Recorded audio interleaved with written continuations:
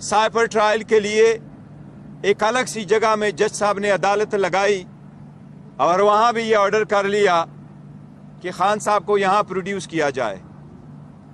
अदालत से दरख्वास्त की गई कि वो दूसरे कोर्ट में मौजूद है, उसके बावजूद प्रोसीडिंग कंटिन्यू होती गई। नेब के केस में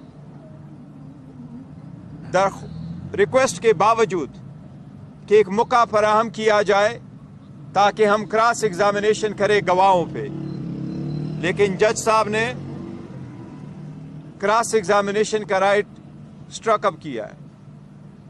अब कल की क्या प्रोसीडिंग्स होगी वो अभी रिटन ऑर्डर आएगा तो हमें मालूम हो जाएगा। इसी तरह आज साइबर के केस में जज साहब जो इस केस के लिए स्पेशल अपॉइंट हुए हैं, इसी तरह प्रोसिक्यूटर जो स्पेशली अपॉइंट हुए हैं, उसी की तरह खान साहब के लिए और शाह महमूद कुरैशी साहब के लिए जज साहब ने भी अपने तरफ से डिफेंस काउंसिल स्टेट एक्सपेंस से अपॉइंट किए हुए हैं। बावजूद इसके कि डिफेंस काउंसिल आज मौजूद थे और उनकी मौजूदगी में क्रॉस एग्जामिनेशन होना था, क्योंकि ये एक एक्यूज्ड का अपना आईनी हक है आर्टिकल 10A का कि उसका दिफा वो वकील करे जिस पे उसका इत्मीनान हो और जो उसका चूज करदा हो। इसके बावजूद जज साहब ने कहा मैं ऑर्डर पास कर चुका हूं, खान साहब और शाह महमूद कुरैशी साहब की तरफ से जरा वो वकला करेंगे जो जज साहब ने अपॉइंट किए थे। और वो दोनों वकला न तो उनकी एक्सपर्टीज है इस लाइन में, न ही उनके पास कंप्लीट फाइल मौजूद थी, न ही उनके पास इतनी इस्तात है कि न वो विटनेसेस पे वो क्रॉस एग्जामिनेशन कर सके, और न ही खान साहब ने या शाह महमूद कुरैशी साहब ने उन वकला पे ट्रस्ट किया है।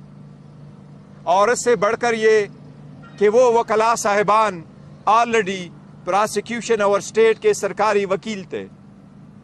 इस किस्म का तरीक़ाकार आईन और कानून में क्या, ये तो पंचायत और आम कॉमन सेंस में भी कभी नहीं होता।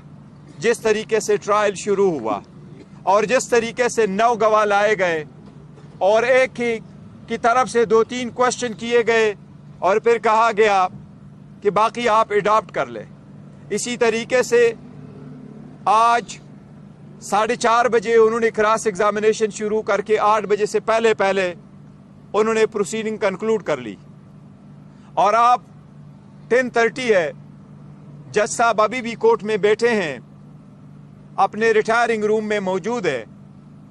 हम अभी बाहर निकले हैं और जज साहब 342 की स्टेटमेंट लिखवा रहे हैं। 36 सवालात पे शायद मबनी एक 342 की स्टेटमेंट कंप्लीट कर रहे हैं। इसका मतलब ये कि उन्होंने प्रोसिक्यूशन का एविडेंस कंक्लूड कर लिया।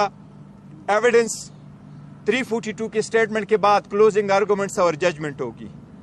हम ऐसे ट्रायल के शदीद अल्फाज, सख्त अल्फाज में मजम्मत करते हैं। ये आईन की खिलाफ वर्जी है, ये कानून की खिलाफ वर्जी है, स्पेशली ऐसे ट्रायल में और ऐसे जराइम में जिसमें डेथ सेंटेंस हो सकती है।